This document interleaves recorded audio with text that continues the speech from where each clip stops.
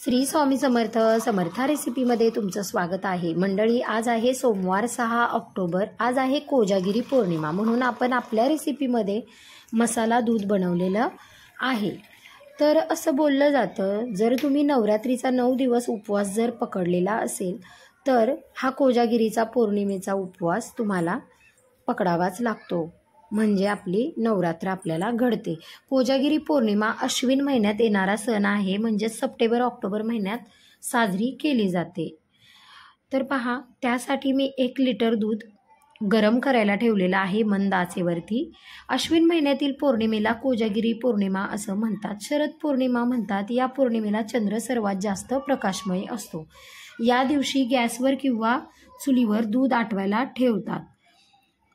दूध आपलं आटवून झालेलं आहे। आता त्यामध्ये आपण वेलची पूड घालून घेऊयात।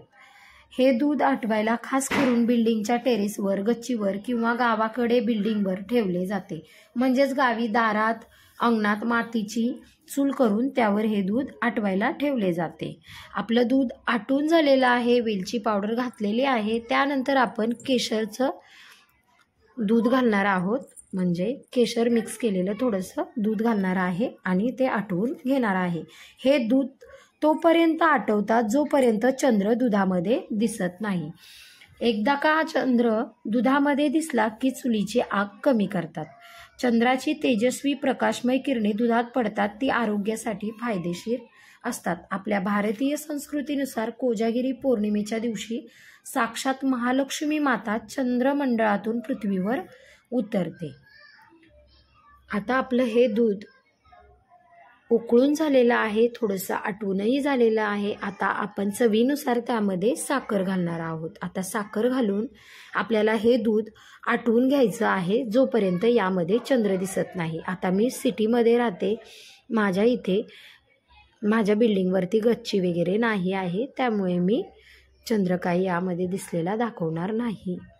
तर आपलं दूध तयार झालेलं आहे। मध्यरात्री कोजागरती म्हणजे कोण जगात आहे जे जागरण करतात त्यांच्यावर कृपा करते आपली लक्ष्मी माता। या दिवशी भजन कीर्तन करून जागरण केले जाते, यामुळे देवीचा आशीर्वाद आपल्याला मिळतो। चंद्रमध्यावर येण्यापूर्वी भजन कीर्तन करतात, तसेच पूजा विधी करतात व रात्री 12 वाजता आटवलेले दूध पितात। असा हा सण आपल्याला सगळ्यांच्या आवडीचाच आहे, माझ्या तर खूप आवडीचा आहे। जर तुम्हाला माझी रेसिपी आवडली असेल तर लाईक करा, शेअर करा आणि माझ्या चॅनलला सबस्क्राईब करा। पहा, 1 ते 10 मिनिटामध्ये आपलं हे दूध तयार होतं। फक्त थोडं आटवायला टाईम लागतो, एवढंच। आपल्याला जर रीतिरिवाजानुसार करायचं असेल तर त्याला टाईम नक्कीच लागणार, कारण आपल्याला जर त्यामध्ये चंद्र पाहायचा असेल तर वेळ नक्की लागणार। तर श्री स्वामी समर्थ।